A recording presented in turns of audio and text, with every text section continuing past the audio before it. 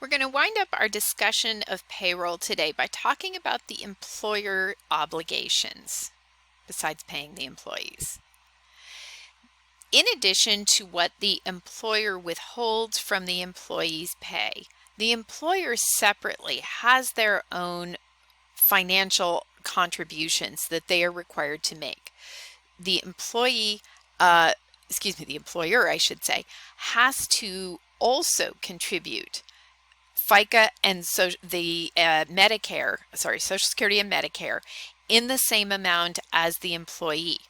The hitch is that there is no cap on the employee's FICA contributions for Social Security. So once the employee has reached the annual limit, the employer still must continue to pay Social Security tax on that employee. So the cap only applies to the employee's withholding, not the employer's obligation to pay FICA on those wages.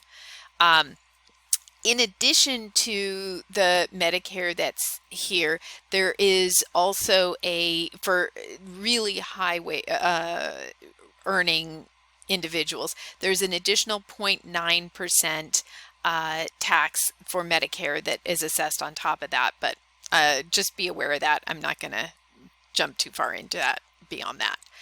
There is also federal and state unemployment tax, and that is based on a percentage. The state tax is based on what is the employer's earning record. In other words, if the employer has laid off lots of people and there have been lots of unemployment claims drawn on the employer's account, they're going to have a higher percentage of unemployment than an employer who has never had a claim against their unemployment account. And this is why when employees go and try and claim unemployment after they quit a job, employers are quite likely going to fight that claim because it's going to cost the employer money down the road in terms of a higher percentage of unemployment. And it will take 3 years, at least in Vermont, for that state unemployment percentage to drop back down after that unemployment claim has been made. So that's why employers can be pretty sticky about allowing an employee to just claim unemployment if it's a voluntary situation where they've left.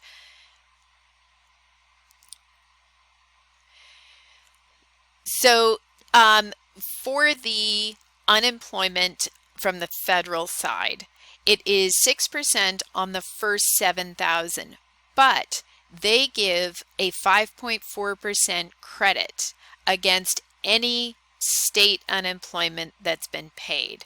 So it's a net rate of 0.6% if there is also state unemployment. And I don't know of any states that don't have state unemployment. In effect, this comes out to 0.6% on the first 7,000 of each individual employee. Once the employee has been paid $7,000, and this is only federal, this isn't state. State has different annual levels, and that, again, those change, and you've got to keep your eye out for the notices to let you know annually what that wage cap is and if there's any percentage change in that. But when it comes to the federal, basically you're looking at $42 on the first 7,000. And then once the employee has hit the $7,000 wage gap or limit cap and you have paid the $42 that year on that employee, then there's no more federal unemployment, otherwise known as FUTA, on that employee for that year. Just as we record a journal entry on payday for the money that we owe not only our employees in the form of net wages, but the taxing authorities and insurance and all of those things for the withholding, we also have to make a journal entry for our liabilities that are separate and apart from what we have withheld from the employee's paycheck. We are going to record a payroll tax expense, and in this case it's $273. This is going to cover the match for Social Security and Medicare, Then it's going to record the state unemployment and the federal unemployment for that particular pay period.